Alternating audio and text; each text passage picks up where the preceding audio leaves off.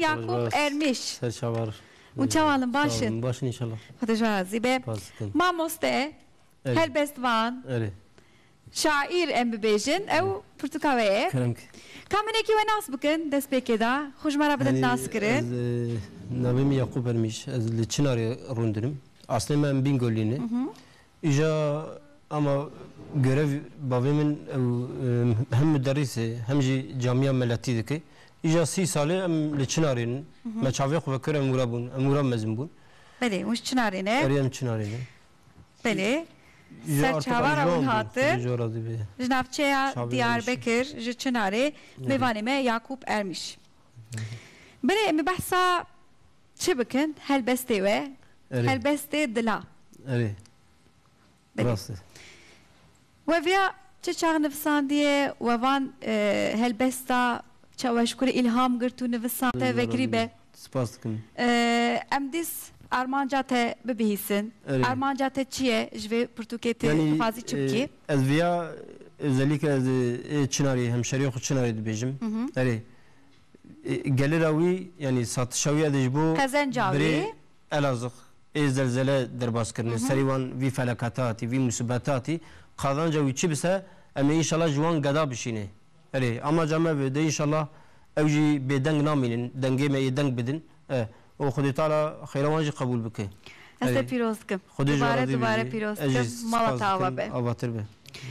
Kif hoşiye ki mazın temaşavarın aziz. Ev Portuk, Kazencavi, ev hare, ji mirovên ku mağdur bûne el azîzî Qezencawî Yakup Ermiş ew ê çi bike Qezencawî ji wan re bişîne.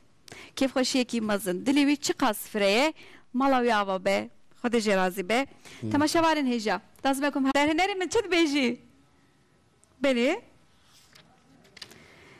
helbestekî li ser Diyarbakır navê wî jî sendeyken seni özlüyorum ey Ahmet. Evet. Ben işkerem ahoş mera tevina. Ama bej hatta keriz bu. Beli, bir seri, beli her diye seri. Jmara buxunin. Tamam. Beli keremkin. Sendeyken seni özlüyorum ey Diyarbakır. Surların sarmış kız kardeşimin gelinliğini, gerdanlık misali. Babamın duruşuna benzetiyorum her şeye rağmen dimdik kalelerini. Annemin şefkatine benzetiyorum dar ama kocaman sokaklarını. Nereye baksam hep bana ait bir parça baksam hep bana ait bir parça buluyorum sende ey Diyarbakır. Geceleri mazlumları teselli eden sesini işitiyorum ey yüce Anduk Dağı. Asırlardır çiğnenen ama hep bereket veren mütevaziliğin timsali ey Hefzel bahçeleri. Dil, din, ırk gözetmeksizin tüm cihanı bağrına basan ey şefkatli ulu cami. Durmadan savaşan insanları omuz omuza barışa çağıran ey dört ayaklı minare. Nereye baksam hep bana ait bir parça var sende ey Diyarbakır. Te piroz dikim. Vallahi dili te sağbe, te pır hoş nefsan diye, te pır hoş aniye ser zaman, te aniye serdin. Şunda aniye ser zaman, şunda te bipenu saho nefsan diye.